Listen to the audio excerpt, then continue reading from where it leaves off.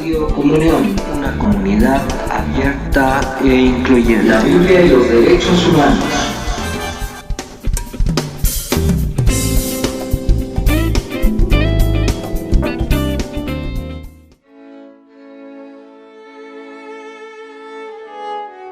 Muy buen día, ¿cómo están ustedes nuevamente en esta transmisión de la Biblia y los derechos humanos? Hoy con el tema Sanando el alma de la soberbia y desprecio a los demás. Siempre una bendición para nosotros poder transmitir y comunicar las experiencias, los mensajes y compartir también la palabra de Dios. Así es de que, bueno, siempre es un gusto poder contar con la presencia de nuestro hermano Ángel Tetetla. Buenos días, hermano Ángel. Buenos días, hermano Roberto. Buenos días a todos los que nos estén escuchando en diferentes lugares.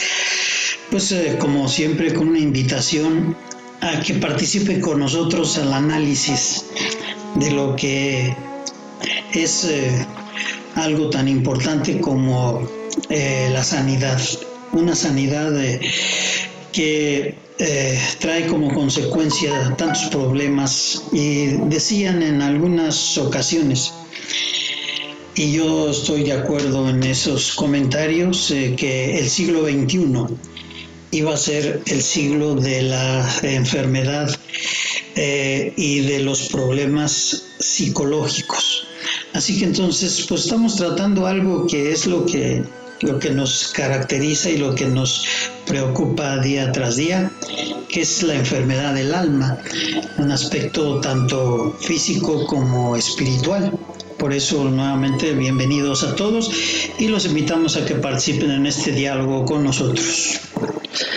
Qué bueno que menciona esto, hermano Ángel, porque estamos hablando de sanando el alma de la soberbia y el desprecio de los demás, recordando que nuestra cosmovisión es podernos mirar como seres integrales, sin separar ninguna parte de lo quien somos, y esto nos lleva a pensar que la Biblia tiene los argumentos para poder hablar de los derechos humanos en torno a la salud como un derecho para el ser humano, y esto es desde una manera integral. Claro, estamos hablando para el beneficio de todas aquellas personas que también puedan mirar al ser humano como igual, como su prójimo, y poder amarlo y respetarlo. Esto es el derecho del ser humano. Así es de que, bueno, vamos a seguir con la dinámica que hemos manejado. El hermano Ángel leerá el texto que hoy se encontrará en Segunda de Samuel, en el segundo libro de Samuel, en su capítulo 6, versículo 16, y él hará un comentario antes o posterior después de la lectura, como él guste, y nosotros iremos reflexionando en torno a esta escritura.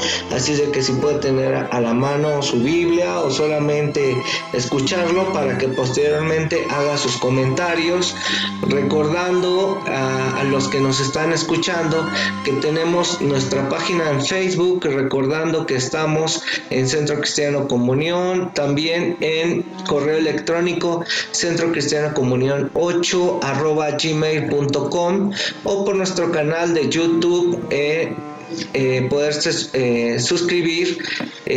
También en Instagram somos Comunión, y en Twitch en Centro Cristiano _Comunión. Así es de que estamos transmitiendo estos mensajes de la Biblia y los derechos humanos. Así es que, hermano Ángel, pues vamos a comenzar con la lectura o hacer comentario, como usted guste. Sí, primero quiero contextualizar lo que estaríamos nosotros comentando en esta mañana, que en cierto momento nos habla acerca de esta secuencia que traemos de manera cronológica. Hace un evento pasado hablamos acerca precisamente de un texto de Primera de Samuel. Hoy vamos a hablar de un texto de Segunda de Samuel. Y como consecuencia de estos escritos, que precisamente los ubicamos como en el año 1040 antes de Cristo. Estamos hablando que son temas que ni siquiera la filosofía griega ni los padres precisamente de lo que pues es el lenguaje y el desarrollo humano todavía lo percibían. Quiere decir que si nos basamos en el contexto cronológico, en realidad esta escritura que según la teología y las investigaciones, Samuel, que fue el último de los jueces en el pueblo de Israel, él define precisamente parte de lo que significa este desarrollo, tanto Samuel como algunos de los otros profetas, como también podríamos pensar en Natán, que también escribieron parte de la escritura en este periodo, nos relatan precisamente la conducta y la actitud que había. Así que entonces algo que ya sucedía en aquel tiempo nos sirve de base para saber que el ser humano tiene como consecuencia una serie de situaciones que lo van conflictuando en su vida. Y el problema no es tanto que lo tengamos, sino el problema está que rebasemos las conductas o rebasemos los niveles en los que ya se vuelve una patología y una enfermedad. El hablar de la soberbia no quiere decir que sea algo que en algún momento dado esté fuera del ser humano. Es parte de lo que nosotros traemos como soberbia, porque la misma definición de la soberbia lo dice, y lo voy a mencionar, dice: la soberbia son sentimientos de superioridad que provoca un trato despectivo o despreciativo hacia otras personas. ¿Quién no ha tenido, por ejemplo, visos de superioridad y que en cierto momento, a veces de una manera consciente o inconsciente, a veces hasta pensamos y nos descuidamos y tratamos con desprecio a alguien? Pero eso quiere decir que no estamos ajenos a la soberbia, pero estamos en un nivel controlado. El problema es ese, que cuando se descontrola, es cuando entonces viene a afectar de una manera pues patológica a la persona y en cierto momento a los demás. Ese es el asunto que en cierto momento nos debe de interesar: hasta qué grado la soberbia y ese desprecio a los demás daña a la persona y lo convierte ya en una persona enajenada, en una persona que pierde realmente su calidad de ser humano, y también provoca que otros en algún momento dado se vean afectados por esa actitud y por ese desempeño soberbio de las personas. Así que si nos retrocedemos a la escritura, en este ejemplo de Segunda de Samuel, en el año 1044, más o menos 1050, vamos a leer este texto que está precisamente relacionado con este reinado de David. Y así está escrito, dice Segunda de Samuel, capítulo 6, versículo 16. Sucedió que al entrar el arca del Señor a la ciudad de David, Mical, hija de Saúl, se asomó a la ventana. Y cuando vio que el rey David estaba saltando y bailando delante del Señor, sintió por él un profundo desprecio. Ese es el texto que en cierto momento resalta una actitud de Mical, que fue primero esta esposa que su padre Saúl le dio a David cuando él luchó contra los filisteos, ¿sí? Y que en ese momento pues fue como el premio que Saúl le dio a que venciera precisamente a Goliat. Aquí el asunto está de que tiene un principio también la soberbia, y en cierto momento a lo mejor es como una manera de protesta. La soberbia puede empezar como algo que se empieza a desarrollar en alguna manifestación inconforme y molesta. Sabemos que Saúl, en su concepto de rey, bueno, pues él, lo dijimos hace también días pasados, él estaba también lleno en su hipocresía, ¿verdad? Por haber tenido ya ese privilegio de ser el rey, pero también va relacionado después con esa soberbia que en algún momento se manifiesta en personas o instituciones que están encumbradas. ¿Por qué se encumbran unas personas? Precisamente porque utilizan como parte de ese encumbramiento, ¿verdad?, esa actitud soberbia, pero ya también para un beneficio personal y que afecta a los que le rodean. Y en este caso, digamos que Mical, la hija de Saúl, pues nunca le iba a agradar que la ofrecieran como un trofeo o como un premio de guerra. Y David, pues él acepta y se casa David con la hija de Saúl, un pastor, ¿verdad?, casado precisamente con la hija del rey. O sea, y ella obviamente en su actitud, pues ahí está manifestando, si no por complacer nada más al padre, tenía que obedecer, pero en su interior había todo este tipo de reproche y se empieza a engendrar, ¿verdad?, este pensamiento de soberbia hacia David, porque aquí que vemos esta cita de que cuando lo ve y la forma en que David se expresa, dice que tendría tanto gusto por haber traído el arca, de haber estado primero con los filisteos y después de haber estado en casa de Obed-Edom, ¿verdad?, el sacerdote. Ahora viene David y trae una alegría inmensa porque el arca del pacto regresaba precisamente a la ciudad de David. Y ahí es donde ese gozo, ¿verdad?, y que lo expresaba, el cual no era compartido con Mical. Pues ella cuando lo ve, dice que en su interior dice que no le gustó la manera en que David manifestaba su alegría, su gozo. Pero ahí saca lo que finalmente ya traía escondido ella durante todo el tiempo que estuvo casada con David. Dice que viene un desprecio realmente grande hacia David por esta situación. Yo también quiero hablar dentro de la cronología bíblica. Pensemos que esta es la primera tarea que David tiene como rey, y esta es la batalla contra los filisteos y la recuperación de esta arca. Que esta arca iba a representar o representaría dentro de la monarquía unida que David estaba proponiendo. Tener el arca en Jerusalén iba a representar precisamente la unión de todos estos pueblos, y como Dios, el Dios de David, y David como el monarca de todos estos pueblos.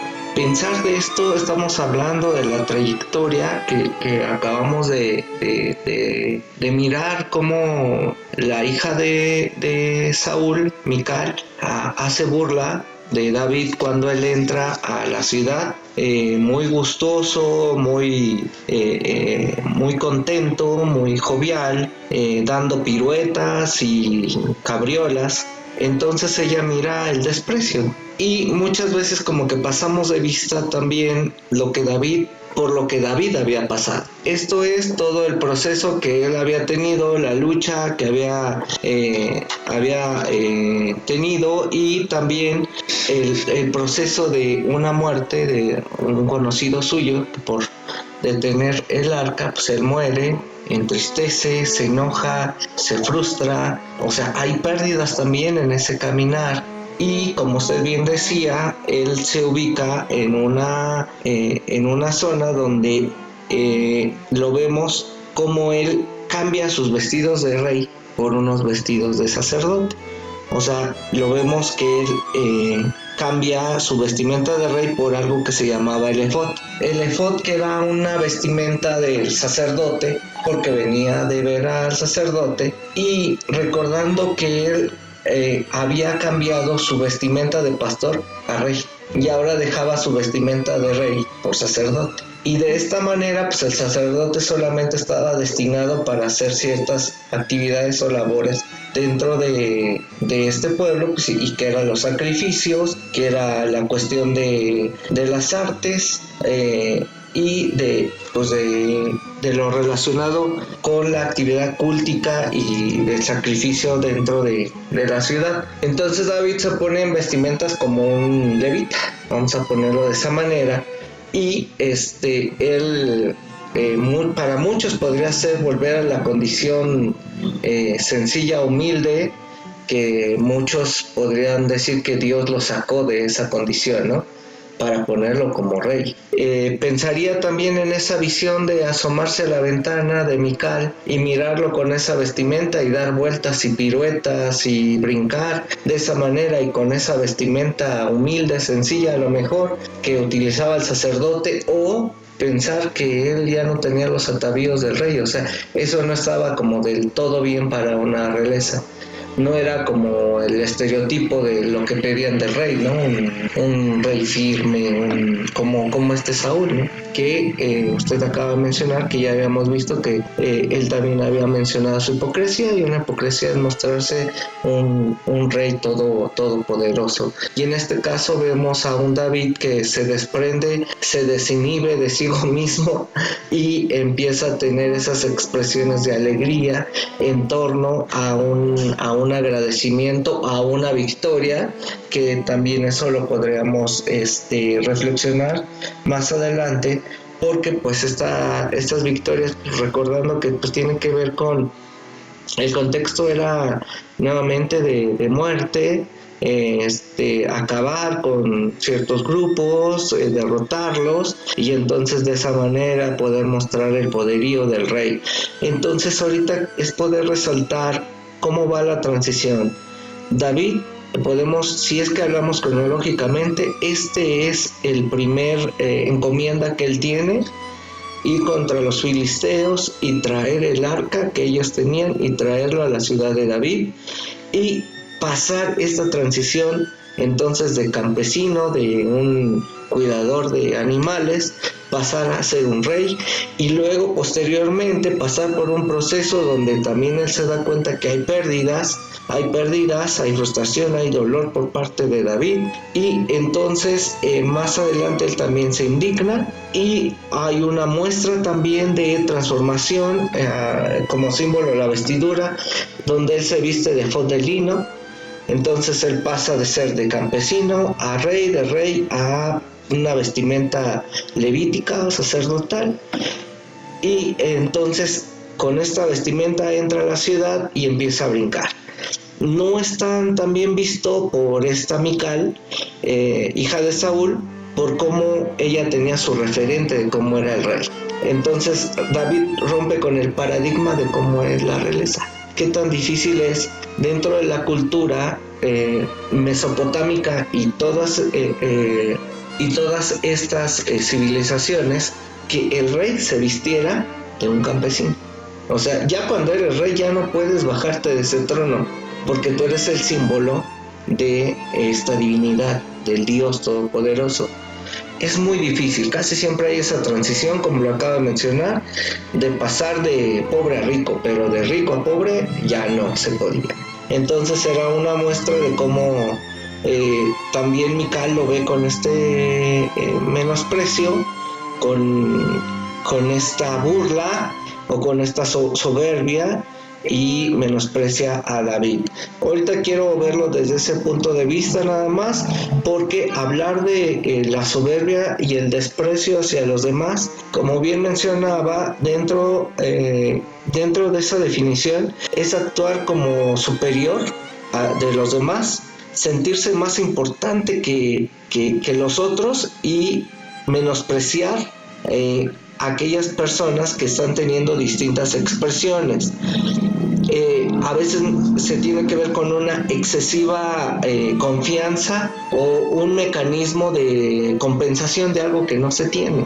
Entonces para hablar de esta soberbia es importante seguir con este relato, que realmente este pasaje bíblico es muy interesante, porque hay varias preguntas aquí que tenemos que hacernos, que vienen en la escritura, y más adelante lo seguiremos comentando. Claro. Ahorita platicando y escuchándolo a usted, hermano Roberto, se me ocurre que en algún momento dado, en algunas ya de las comentarios que tengamos en algunos de las transmisiones, podamos resumir un poco de los ya 10, 8 o 12 enfermedades que hemos tocado, y para ser un poquito más concretos, hacer una especie de test. ¿Para qué? Porque a veces nosotros somos los primeros que negamos que tenemos ese tipo de enfermedad y que en qué grado la tenemos. Y normalmente lo que hace la psicología, la psiquiatría, ¿verdad? Inclusive hasta también la cuestión teológica, es a qué grado estamos dañados, o a qué grado estamos comprometidos, o nos está afectando ciertas cosas. Y no hay como hacer un test para decir hasta qué grado tengo yo tan elevada la soberbia. ¿Sí? Sí, soy soberbio, claro, no hay justo ni uno solo, como dice la escritura, pero ¿a qué grado? Por ejemplo, se me ocurre decir, del 1 al 10, ¿qué tan soberbio te consideras? ¿Sí? Y en base a eso, pues encontrar realmente que la persona deba de saber que sí está rebasando los límites de soberbia, y que ya le está afectando y ya ha estado ocasionando problemas. Y más si hablamos nosotros, por ejemplo, como ministros de Dios, ¿a qué grado a veces nuestras congregaciones les estamos influyendo o les estamos ayudando a quitar esa soberbia? Porque aquí voy a entrar entonces en el asunto en el que a veces las enseñanzas son soberbias. Les estamos enseñando a veces, ¿sí?, a ser soberbios y a despreciar a los demás. ¿Por qué? Me sitúo en el concepto de la danza de David, en esa alegría y en ese gozo en el que él refleja cómo estaba lleno del Espíritu y no le importaba más que hacer sus expresiones. Sí. En este tiempo y en cada tiempo, y cuando entró sobre todo el concepto de lo que viene siendo esta tercera reforma, que a veces no se toma en cuenta, de lo que son precisamente los dones.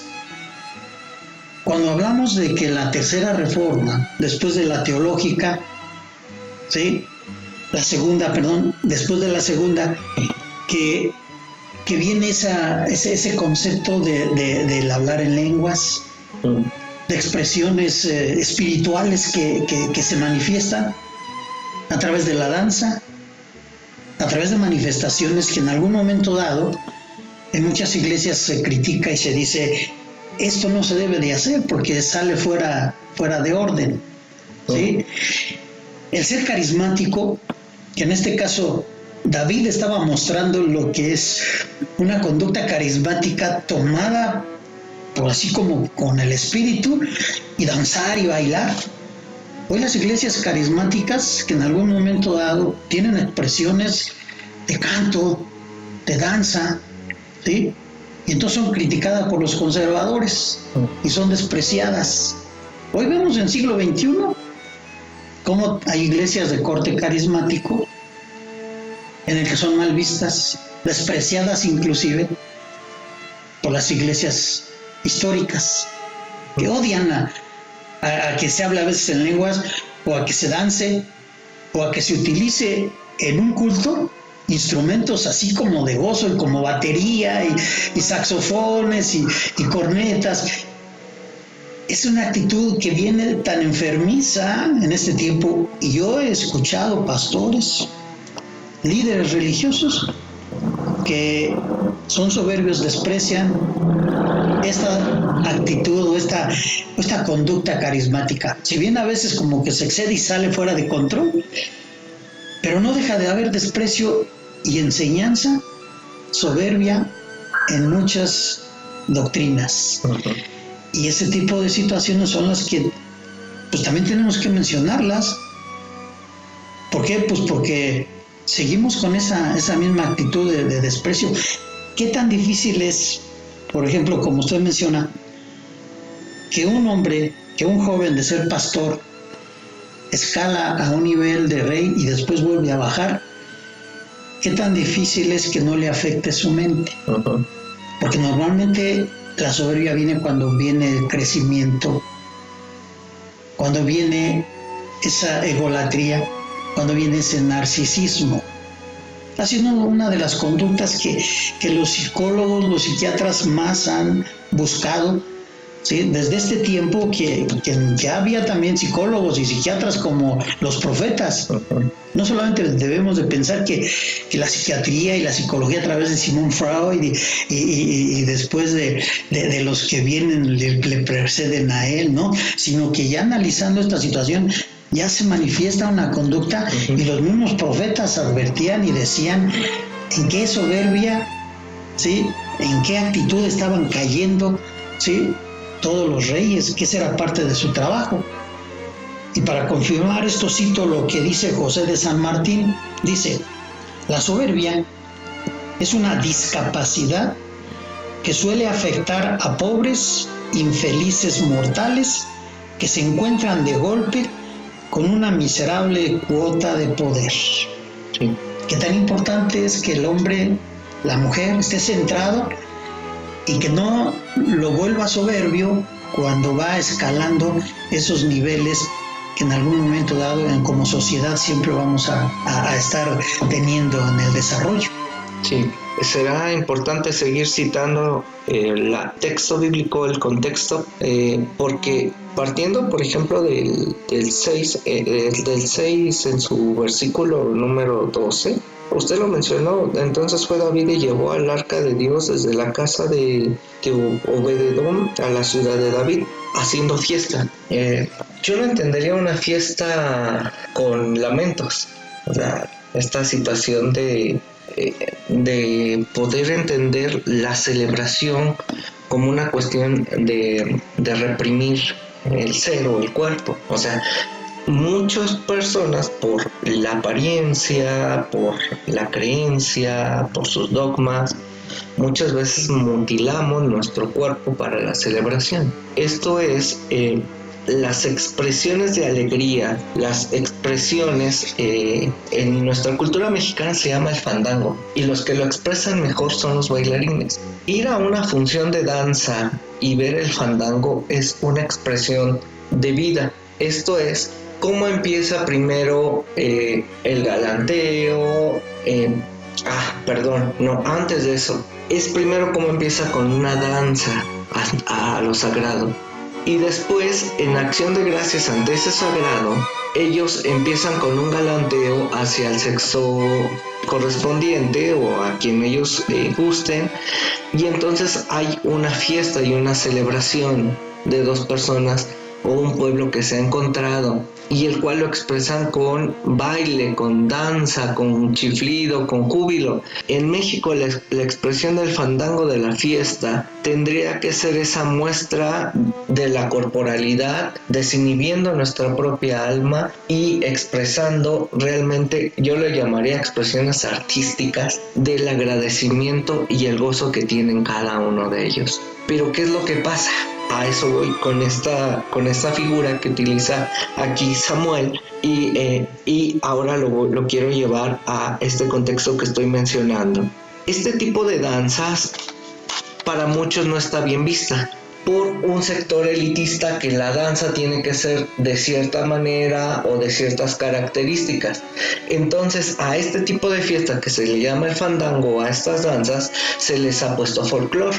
A lo que Eduardo Galeano, haciendo crítica a todo esto, es de por qué a ellos les llaman artistas y acá artesanos, por qué a ellos les llaman arte y acá folclore, porque tiene que ver con precisamente con una visión o una postura de desprecio o de soberbia. Es pretender que lo que ellos tienen es único y por lo tanto son las únicas características que debe de tener el artista para poder desarrollar ese arte.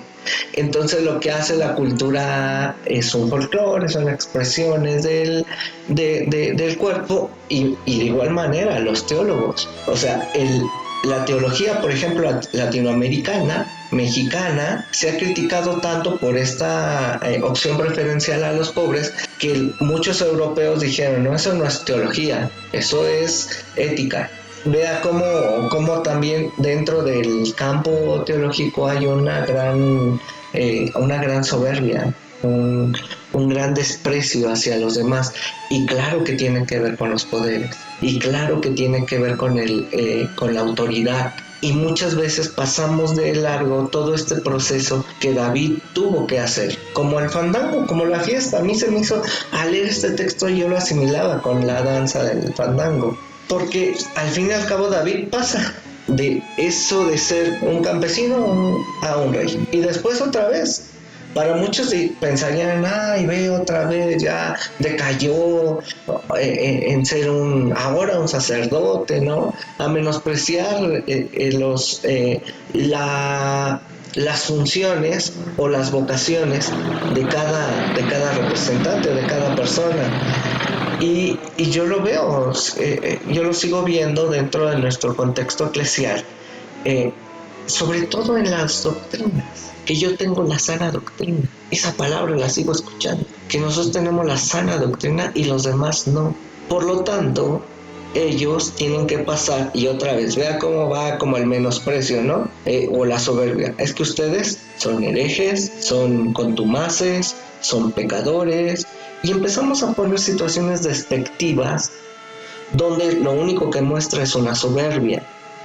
Y a yo sí le llamo una soberbia patológica, que se describe precisamente cuando se quiere tener únicamente se quiere tener el poder o el narcisismo. Pensar que esta característica de personas, de líderes religiosos, donde ellos quieren imponer la condición y pensar que la alabanza, la gloria, el poder es solamente para un sector. En este caso, ellos se lo van a atribuir a Dios, ¿sí? Pero lo que ellos no se están dando cuenta, que ellos están, o bueno, que a lo mejor y sí se dan cuenta, es que ellos están teniendo un culto para ellos mismos. Esa característica de la soberbia como patología, porque pensemos que todos tenemos esa soberbia, pero tenemos... como usted lo hacía, hacer ese test para ver en qué nivel nos encontramos. Pero la patología ya es esa cuestión de narcisismo, de personalidad, donde precisamente quieren el culto para sí mismos y buscan adeptos para saciarse y satisfacer sus propias necesidades de poder.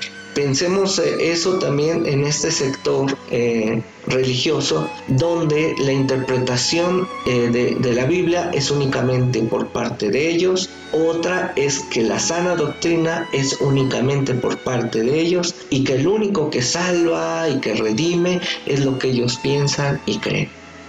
Ahorita voy a poner como las características de una persona con este tipo de soberbias como patología, en el caso de Mical al asomarse por la ventana. Sí, tenemos que entrar de lleno al concepto sociológico y psicológico.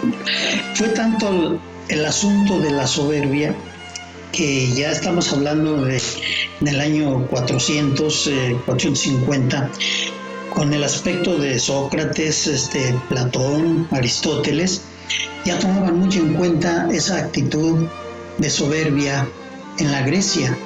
Era temas como hoy, ¿verdad? Temas claves y temas importantes en la enseñanza y en la educación de la juventud, y uno de esos puntos era precisamente la soberbia, que en aquel tiempo precisamente no le llamaban soberbia, sino le llamaban el síndrome de Ibris, que era precisamente una patología y una conducta desmesurada, dice, que desorganizaba y corrompía precisamente el estado mental de la persona, y dice que se caía en un orgullo de arrogancia, y la soberbia precisamente hace que empezaron a volverse clasistas, y su narcisismo estaba manifiesto en su vida todo el tiempo.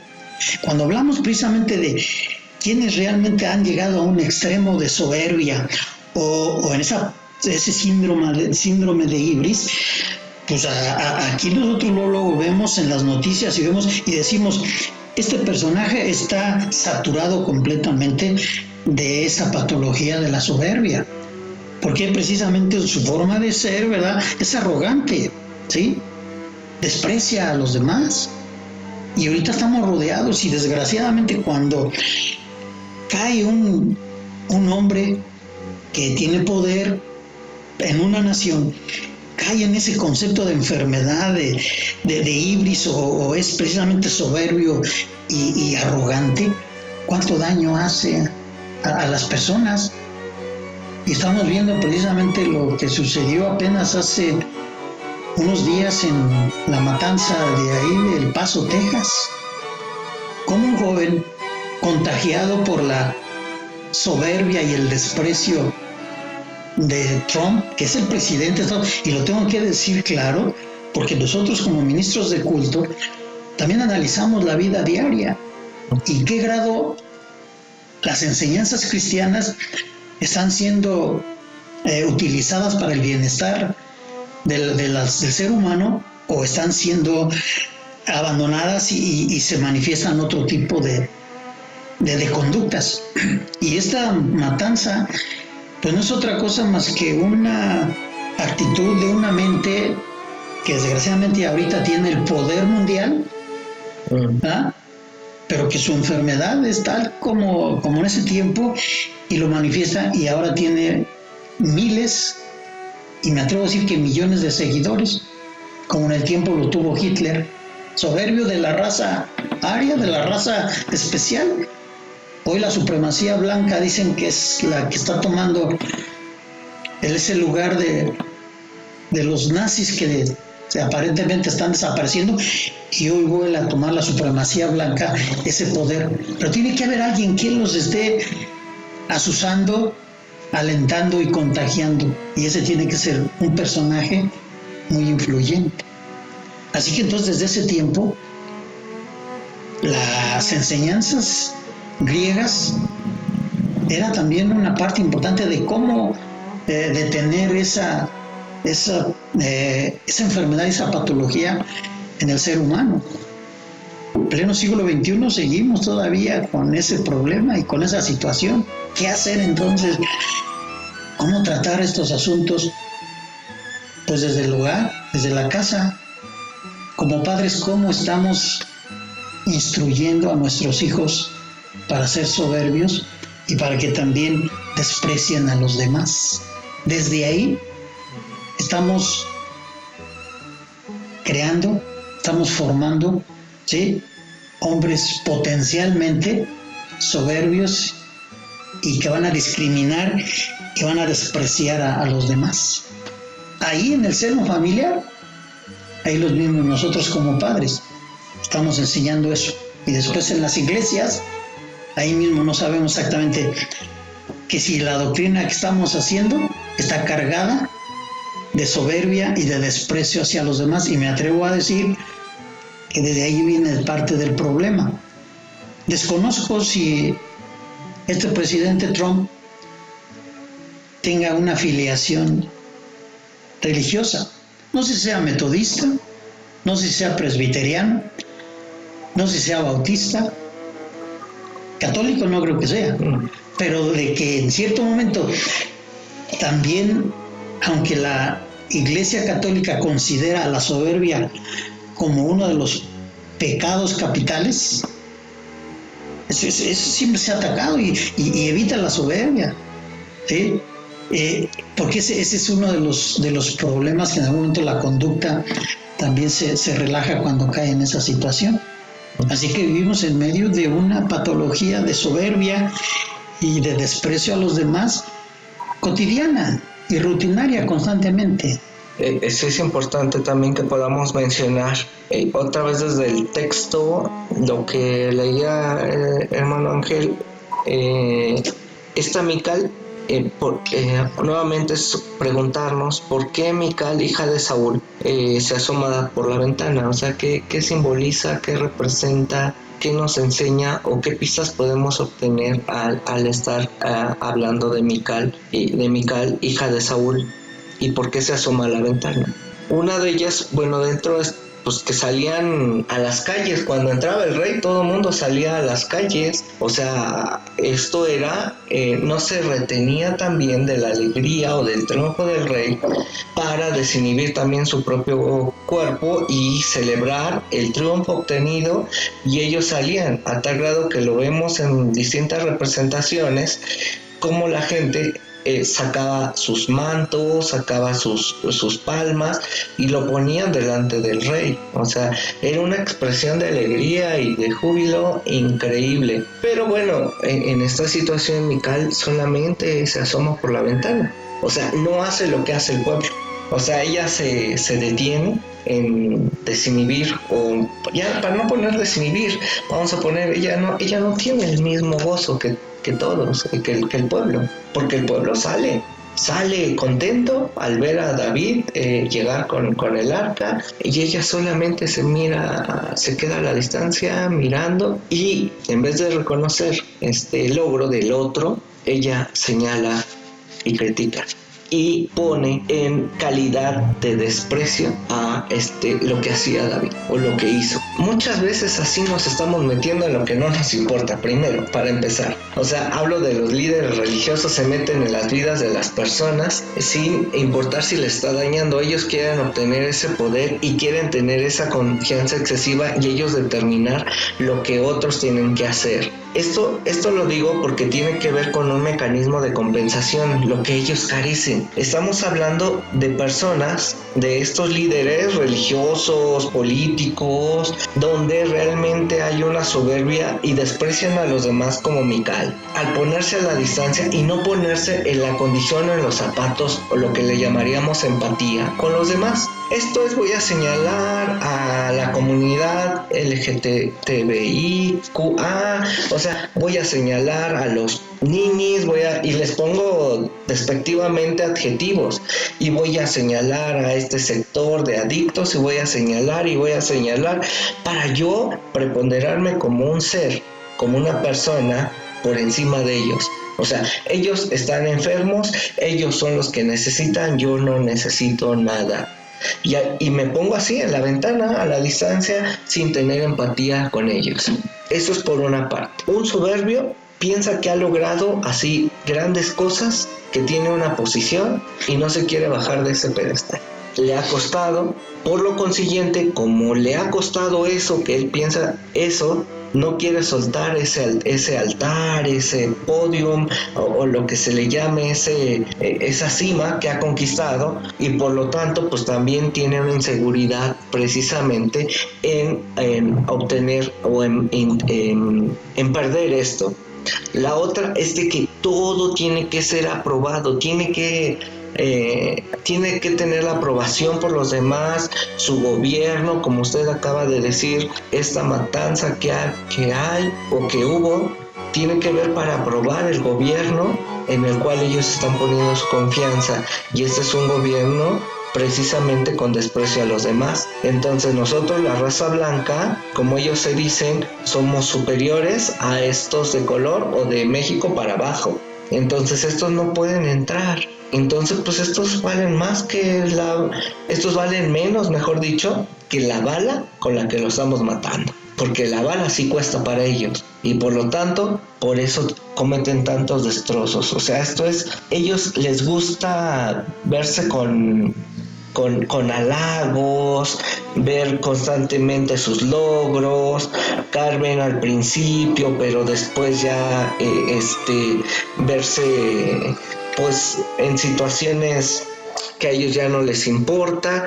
Estoy viendo una serie que se llama Bolívar, y me ha llamado la atención precisamente cómo las personas desde la base, hablo desde el pueblo, gente bien solidaria en 1800, trabajadores, muchos esclavos, muchos mal vistos, pero aquel que sube al poder ya no se quiere bajar, Tanta es su soberbia, su arrogancia, su narcisismo y su patología, de que después de que ya está en la cima, y no hablo de Simón, sino de los que estaban alrededor de él, precisamente, ya no quieren soltar eso porque dicen, entonces a mí también me van a quitar poder, a mí también me van a quitar beneficios, a mí también me van a quitar, o sea, todo este tiempo intentando justificarse por lo que están haciendo en torno a su soberbia.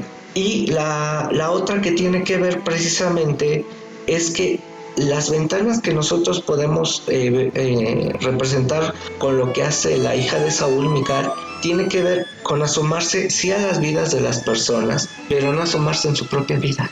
Es no darse cuenta en la condición en la que se encuentra, porque este tipo de personas narcisistas casi nunca reconocen sus equivocaciones, ni tampoco van a mencionar de dónde salieron o cuál fue la condición en la que se encontraron en algún momento. Por eso yo he mencionado, muchos dicen que son los ex drogadictos, los ex panchitos y cosas así, pero nadie dice yo soy el ex mentiroso, el ex soberbio, el ex que despreció. O sea, casi nadie habla de eso, porque ni lo van a mencionar en su vida, porque ellos piensan que van o que están bien, así como están bajo ese poder y bajo esa condición. Qué peligro cuando una persona que tiene poder y que tiene la influencia para manipular o manejar cientos y miles o millones de personas caen en el pensamiento enfermizo, en ese síndrome de ibris de ese líder. Y hoy en la actualidad creo que hace falta mucho análisis para darnos cuenta. Me duele mucho lo que voy a decir, pero es la realidad. Hay 3 grandes grupos en el mundo de enfermos de soberbia.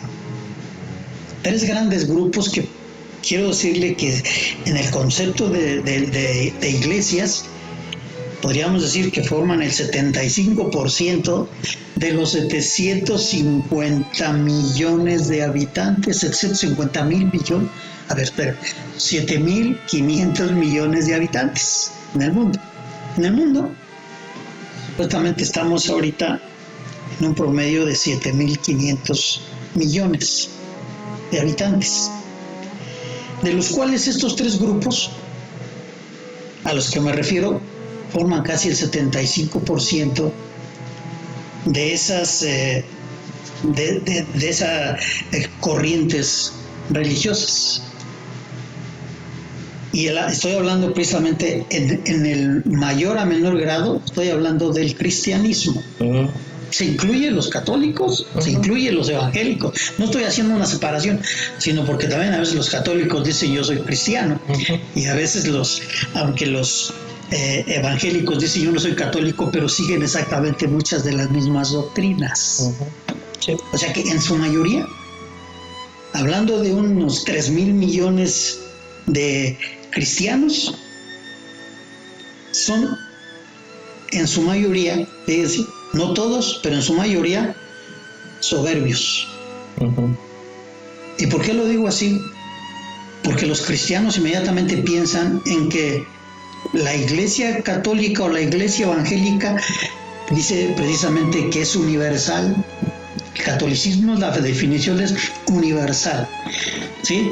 Entonces hay que convertir a los que no son cristianos, porque están fuera del reino y porque son desaprobados y van a ir al infierno eternamente. Entonces su soberbia en esa doctrina de los cristianos no pasa desapercibida por muchos. Pero ¿qué digo de los musulmanes? Otros 2.000 millones que se han extendido, y es a lo cual el cristianismo les tiene miedo, porque saben que se han ido extendiendo, porque han cubierto las ausencias del cristianismo. Primero se decía, Roma empezó a perder, o los católicos empezaron a perder membresía porque dejaron vacíos. Y entonces lo que ocupó fue las iglesias evangélicas en la Reforma, ocuparon ese vacío que la iglesia católica no pudo hacer. Ahora resulta que los musulmanes están ocupando el vacío que la iglesia o que el cristianismo ha dejado. Pero también en su enseñanzas, no digo que todos, son soberbios, porque precisamente quieren convertir a todos, inclusive a los cruzados, que es a lo que peyorativamente llaman a los cristianos, a los cruzados, y a todos los demás como infieles, para que ellos se conviertan. Y el tercero es los judíos. En estos tres grandes grupos vivimos en un mundo soberbio. ¿Qué tan dañina ha sido la cuestión religiosa con líderes y pensamientos soberbios y con desprecio a los demás? Es obvio que sus seguidores, la gran mayoría, si hay un pastor en el púlpito que es soberbio y desprecia a los demás por no tener la misma enseñanza o la misma doctrina, sus seguidores van a hacer lo mismo. Van a ser soberbios y van a despreciar. Eso es algo trascendental y que es pragmático. Tal como el pastor, así es la grey, así son las ovejas. Y es lástima, da mucha lástima que en algún momento caigan eso. Yo he luchado durante 15, 20 años contra este tipo de pensamientos y me ha acarreado muchos enemigos. Precisamente porque yo trato de que las enseñanzas cristianas se manifiesten tal como Jesucristo las hacía. Cristo se enfrentó a los soberbios en su época, inclusive con sus mismos apóstoles. Una vez les dijo Juan y Jacobo a Cristo: queremos pedirte una cosa, aunque en otra de los evangelistas dice que fue su madre la que le fue a decir a Cristo: queremos que sentarnos uno a tu derecha y otro a tu izquierda. O sea, estaban ellos precisamente siendo soberbios al tener una posición encumbrada, una posición elevada al lado de Jesucristo, ¿sí? Esta forma de expresión, Cristo mismo tenía siempre que combatirla. ¿Y cómo combatía Cristo la soberbia? El que quiera ser el primero, el que quiera ser soberbio, tendrá que ser servidor. Y por definición, todos los que somos ministros, por definición, los somos llamados a un servicio, somos servidores. Y ese es el concepto que tenemos que emplear para cuando Dios nos pone o algún movimiento que ya nos da ciertos seminarios y clases y ya ahora nos dan el título de pastores y todo eso y los ponen al frente de una iglesia. Se les olvida decirles que las enseñanzas cristianas es que va uno a ser servidor de la grey. Porque aquel que se erige como el líder religioso y que necesita un culto también, porque ahora resulta que ya en lugar de tener culto a Dios, ahora hacemos cultos o hacen muchos cultos a la personalidad de los pastores, de los obispos, de los guías religiosos. Entonces, esa soberbia que necesita culto para sentirse que Él tiene esa gran responsabilidad. Cuando Cristo se desnudó, dice a sí mismo, ¿sí? Se despojó de sí mismo, y como usted mencionaba, cómo David baja también a ese otro nivel de volverse nuevamente a ser humilde, a practicar esa conducta del pueblo. Cristo se despoja a sí mismo, dice, no estimó en nada aferrarse a la divinidad. Ese debe ser un ejemplo, cómo Cristo se despoja a sí mismo y se vuelve servidor, ¿sí?, de la humanidad. Qué interesante es poder hablar de también, si no como remedio o como solución, porque tampoco se trata de dar recetas caseras y esto no es así. Es poder hablar de esta vida, de estas opciones de vida, y también dar alternativas de salud emocional, de salud espiritual, de salud del cuerpo, de salud del ser humano, para que ya no estemos mirando con desprecio y con menosprecio hacia el otro. Quiero citar unas palabras de Lutero. Dice: la persona debe reconocer que es simultáneamente pecador y justo, pecador en realidad y justo en la estimación. Dice así, conviene pues permanecer en los pecados y gemir por la liberación de ellos en la esperanza de la misericordia, de Dios. A lo que también Lutero menciona, dice que tenemos que vivir en paz con nuestros pecados. ¿A qué quiero decir? ¿Qué quiero mencionar con Lutero? Es la soberbia está con nosotros, o sea, tampoco habría que ponerla en una posición desfavorable en la calidad humana, ¿no? Esto es parte nuestra.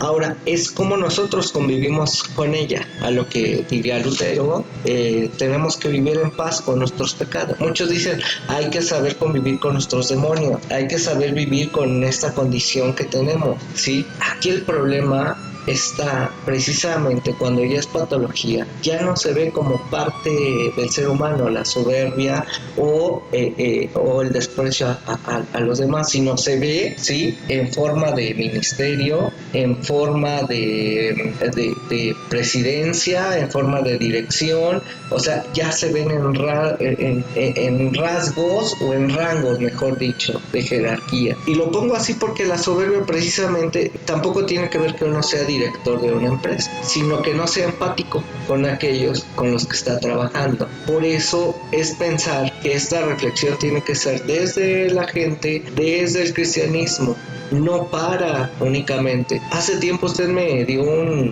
pasó un librito que habla acerca de la gracia. Me recordará el autor de Grace Ward, Steve McVey, gracias. Y precisamente él utiliza estas palabras donde si se hacen las cosas para Dios, existe una presunta arrogancia porque queremos hacer y nunca vamos a estar conformes y satisfechos con lo que hacemos. Él menciona entonces hacer las cosas en este Dios. Cuando hacemos estas cosas en Dios, pues lo que hagamos sencillamente, servicialmente, sí, va a ser importante, pero sin pasar por encima de las otras personas. Y ahora voy a citar a este Jesús en Mateo 6:22, también viene en Lucas, precisamente donde habla que la lámpara del cuerpo es el ojo, así que si tu ojo es bueno, todo el cuerpo estará lleno de luz, pero si tu ojo es maligno, todo el cuerpo estará en tinieblas. Así que si la luz que está en ti hay tinieblas, ¿cuántas no serán las mismas tinieblas? Y quiero abordarlo precisamente desde lo que vio Mical, o sea, la vista. ¿Cómo ves al otro? ¿Cómo estás viendo a tu prójimo? ¿Cómo estás mirando la condición social en la que nos encontramos? ¿Cómo estás viendo esta misma patología? Porque muchos pueden decir, no, estos están locos, ¿no? Pueden estar mirando así, eso no es cierto, eso es antibíblico, pueden pensar lo que sea. Es como lo están viendo. ¿Cómo están viendo esta propuesta de la Biblia y los derechos humanos y sanando el alma de la soberbia y el desprecio a los demás? Y pretender que mi lámpara, así como Mical, es de burla, de menosprecio.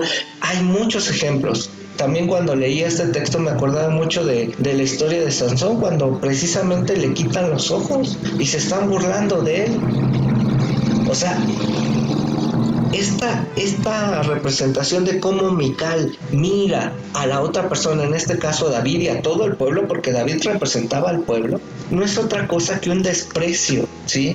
No hace mucho una hija de un presidente, de Enrique Peña Nieto, dijo palabras peyorativas para la comunidad, para el pueblo. Utilizó despectivamente palabras para humillar y sobajar a un pueblo. Así yo miraría también a Mical, como presidentes, como pastores, como líderes políticos, como personas y representantes de grupos miran despectivamente y se ponen en esa ventana para mirar con desprecio a este pueblo. Pero esta no miró y no se puso en condición de bajarse. Y digo bajarse porque podríamos mirarlo como esa característica de una ventana, ¿no?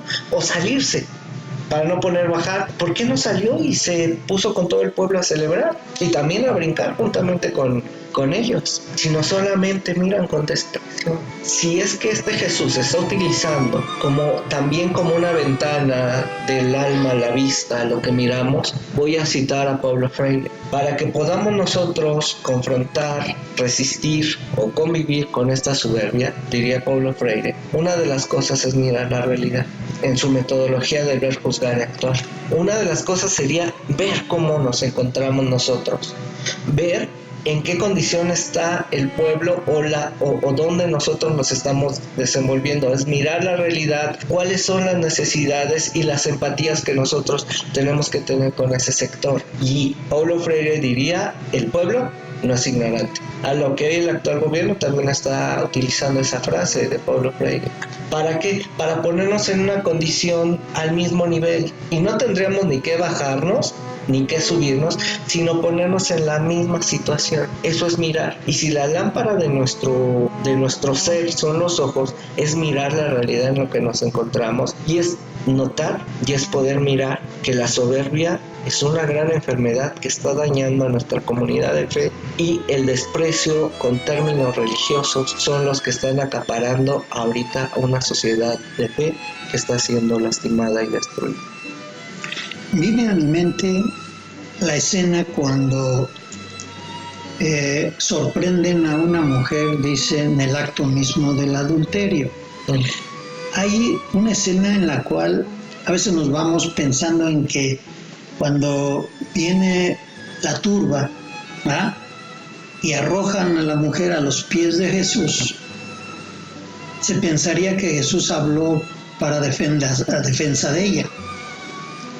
Pero analizando bien esta escena, Cristo veía que quien más tenía esa necesidad de sanarse eran aquellos religiosos que, apelando a la ley, ¿sí?, legalistas como siempre, como hoy muchos, ¿verdad?, de que yo sí cumplo la ley y aquellos son los pecadores, y aquellos que hacen sus marchas gay, aquellos que abortan, esos son los despreciados, esos son los que condenan la ley. Y esos son, cuando vemos a quién se dirigió Cristo con mayor ímpetu, con mayor insistencia, sea la mujer o sea hacia ellos, nos damos cuenta que realmente Cristo, sus palabras de Cristo fueron para sanar a aquellos que querían realmente lapidarla, aquellos que la veían como pecadora.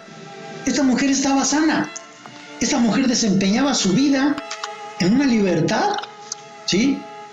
Y digamos, así como David, ¿verdad?, su expresión era de gozo, de buscar lo que en cierto momento para ella era su modo de vivir.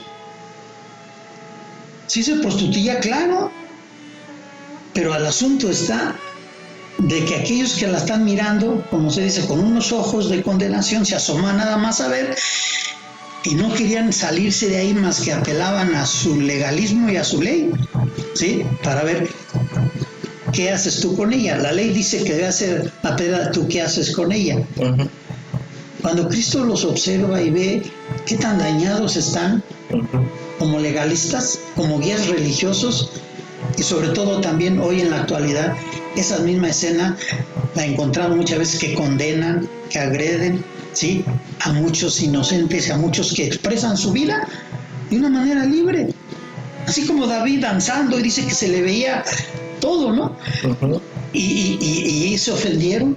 Así estos hombres se ofenden y ven cómo esta mujer violaba una ley que ni siquiera ella la había aceptado, ¿sí? Porque no todos los judíos aceptaban la ley.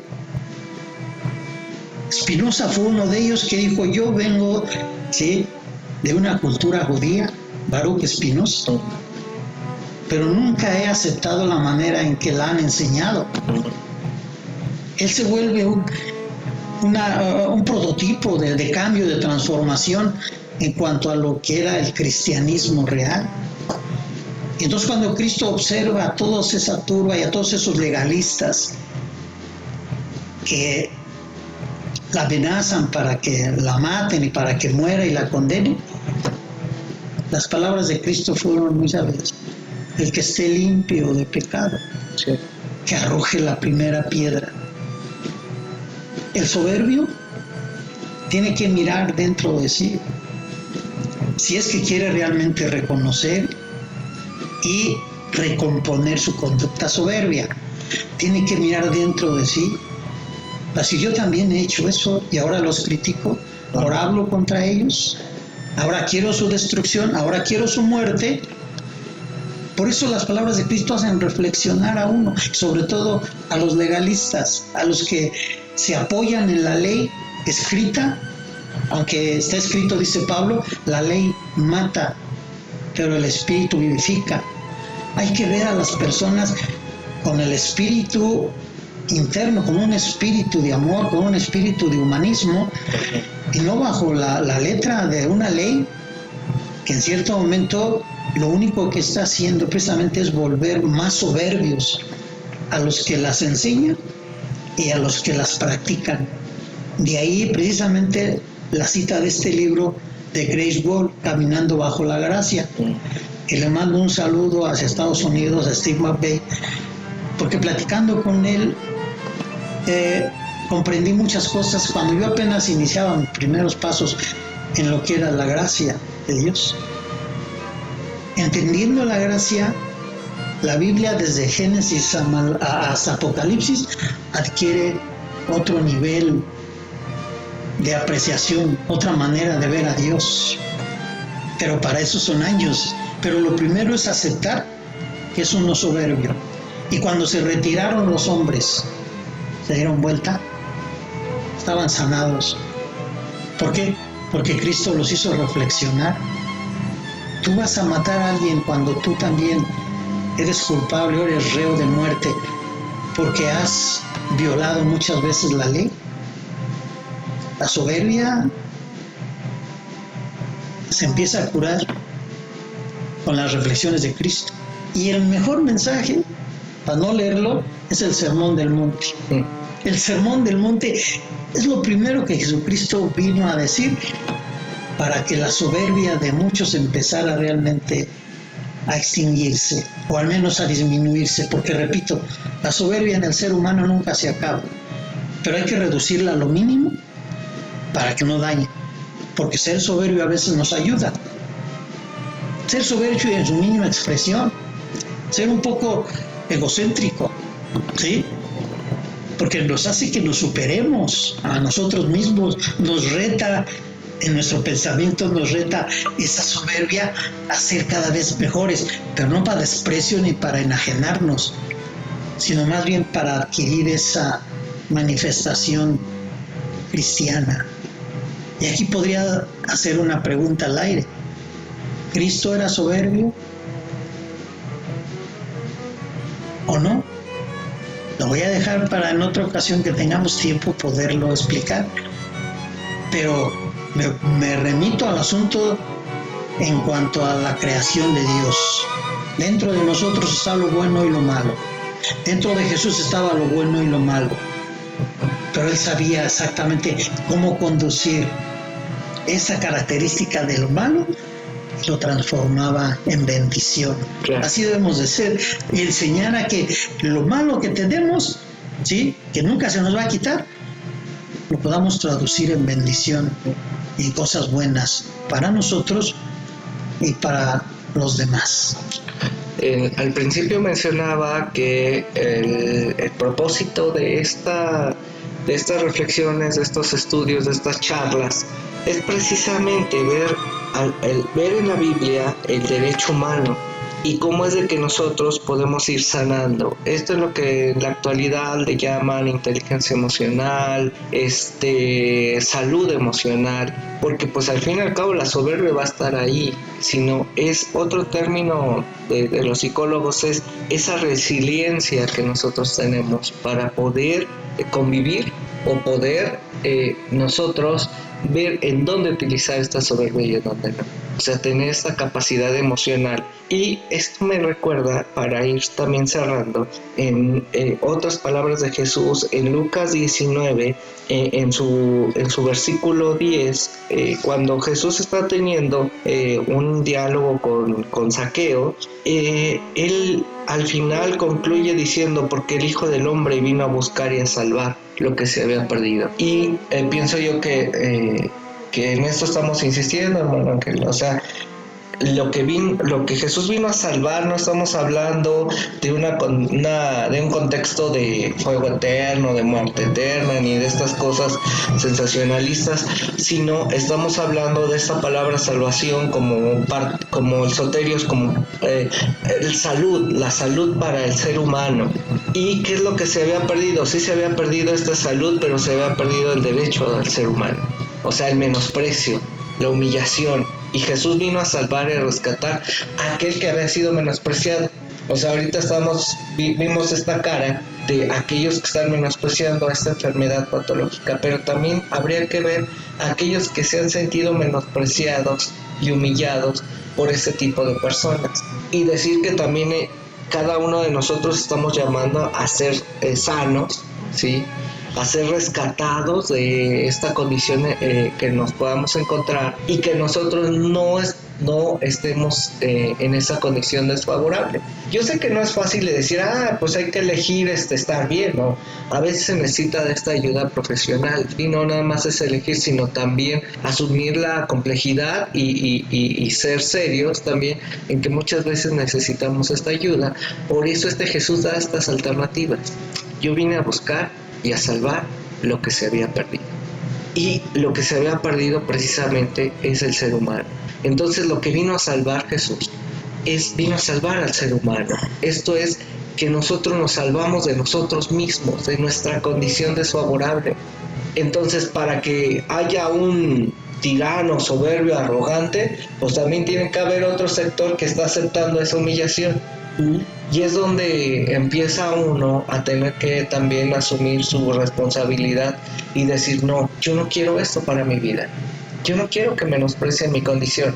Yo no quiero que menosprecien mi condición de ser como este pastor de ovejas, este campesino. Pero tampoco quiero que menosprecien la posición de rey. Pero tampoco, si no estoy en esa condición de rey, tampoco que menosprecien mi condición obrera o servicial de sacerdote. O sea, cualquier posición. En este relato de David es increíble porque nos pone en el mismo nivel a todos. Y no estoy hablando de David, de la figura de David como el personaje, sino pongo la figura de David como el pueblo. Esto es que el pueblo tiene muchas vocaciones, y cada vocación tan importante. Y no podemos menospreciar ni pretender que mi profesión, mi oficio, mi condición está siendo desfavorable. Asumamos también, hay un poema que me gusta, es muy bello, que dice: no importa si eres pino, si eres arbusto, si eres pasto. O sea, pone distintos niveles de altura, ¿no?, de estos verdes de la creación. No importa lo que seas, ¿sí? Y la invitación de este poema es vivir.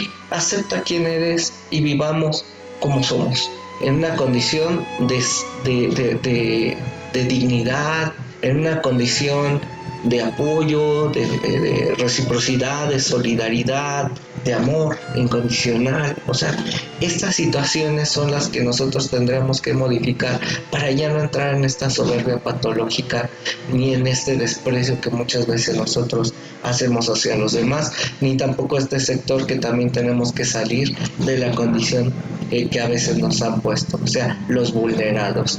Entonces los vulnerados también estamos llamados a vivir una vida digna. Estamos llamados por Jesús a ser rescatados por Él. Él nos está buscando todo el tiempo, todo el tiempo. De ahí va el asunto de que si no Jesús inyecta un poquito de soberbia al desplazado, sí, al despreciado, tiene que restituirle un poco de su amor propio, tiene que restituirle un poco de ese narcisismo de quererse a sí mismo, o si no se quiere a sí mismo, nunca va a poder superar ese menosprecio y desprecio que le han hecho los soberbios, ¿sí? Por eso Jesús se enfrenta ante dar instrucciones para que los soberbios, que en realidad tenían el control y despreciaban a todos, los guías religiosos, ¿sí? Los escribas, los fariseos, los saduceos, pero al mismo tiempo levantarle un poquito esa autoestima y ese poquito de soberbia que deben de tener esos desplazados para tener un lugar en el mundo. ¿Por qué? Porque tienen derecho también a ocuparlo. Al uno disminuirlo, sanarlo, y al otro también restituirle un poco de la soberbia al nivel en el que uno realmente tenga la dignidad de hombre. Y rápidamente me voy al punto que lo puse así, pero que rápidamente lo voy a decir. Cristo muchas veces manifestó dejos de soberbia. Destruyan este templo y en 3 días lo reedifico. Pero lo hacía de una manera así desafiante y soberbia para decir, y eso les molestaba tanto a los escribas y a los que se ofendían, y por eso lo odiaban. Como Mical odió a David cuando él se expresa de una manera. Cristo se expresa de una manera, en una forma de soberbia, pero sana. Sí. Y cuando dice que llega y ve a todos los cambistas, y entonces otra vez la soberbia de Jesús dice: la casa de mi padre la han hecho una cueva de ladrones. La casa de oración la han convertido en una casa de ladrones. Entonces cuando dice que empieza no a despreciarlos, sino realmente dice a castigarlos y a hacer un látigo y los empieza a golpear. O sea, ahí vemos en muy pocas ocasiones esa actitud de Jesucristo. O sea, como diciendo, como que estaba rozando un poquito el límite del desprecio de por qué realmente hacían de la casa de su padre una cueva de ladrones. Tenía que ser un momento soberbio. Yo lo digo, a veces he tenido que ser un poco soberbio cuando tengo que a veces dialogar o comentar con un grupo de 30, 40 pastores que de repente caen en ese concepto de discriminación, de condenación hacia los sectores más vulnerables, hacia los gays, y entonces yo tengo que ser un poco soberbio para defenderme a mí mismo de mis principios, pero sobre todo, aunque sé que Dios y Cristo necesitan defenderse, pues tengo que expresar lo que realmente es la enseñanza cristiana, de humillarse a sí mismo. El que quiera enaltecerse, el que quiere ser soberbio, tendrá que humillarse. Digo, ¿por qué no se humillan ustedes? ¿Por qué no perdonan a aquel que para ustedes es pecador? Sí. Porque la palabra de Dios dice: al que tú perdones, yo lo perdonaré. Pues yo ya lo perdoné. Y lo digo con un acto de soberbia que está escrito, porque Cristo y Dios nos ha dado esa autoridad.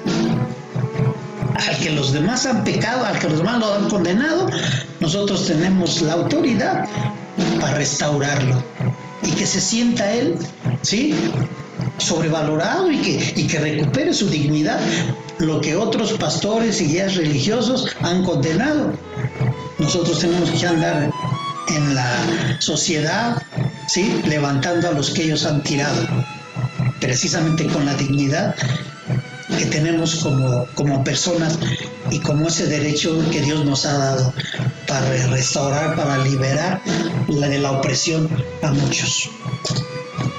Bueno, pues estamos terminando estas reflexiones, y algún último comentario, hermano Ángel, para... Sí, no quiero dejar de comentar nada más lo que en cierto momento Buda enseñaba acerca de precisamente evitar la soberbia. Él tenía recomendaciones, 7 cosas para evitar la soberbia. Él decía: no te sientas ofendido. Libérate de la necesidad de ganar. Libérate de la necesidad de tener razón. Libérate de la necesidad de ser superior. Libérate de la necesidad de tener más.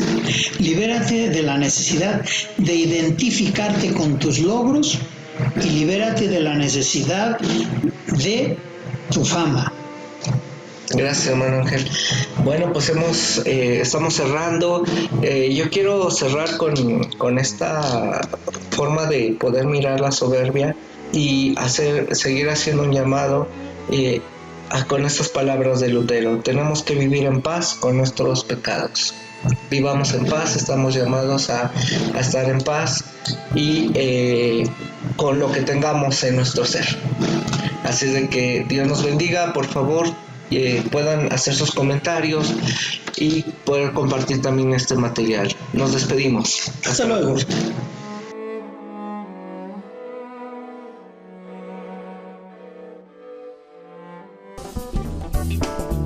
Radio Comunión, una comunidad abierta e incluyente. La Biblia y los derechos humanos.